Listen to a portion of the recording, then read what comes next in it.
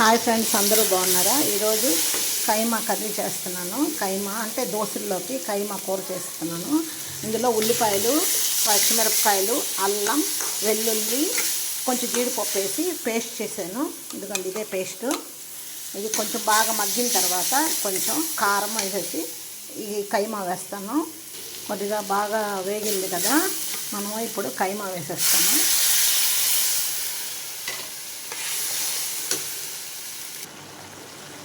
సరిపడినంత కారం వేస్తున్నాను. నేను కొంచెం తక్కువ వేస్తాను, మీకు కావాలంటే కారం ఎక్కువ వేసుకోండి. చూడండి, కొంచెం ధనియాల పొడి వేస్తున్నాను. చూడండి, కొంచెం దోశ వేసి కైమా వేస్తున్నాను. చూడండి ఫ్రెండ్స్, కైమా దోశ మీరు ఎప్పుడైనా తిన్నారా? చూడండి కైమా దోశ ఎంత ఎమ్మెమ్మిగా ఉందో.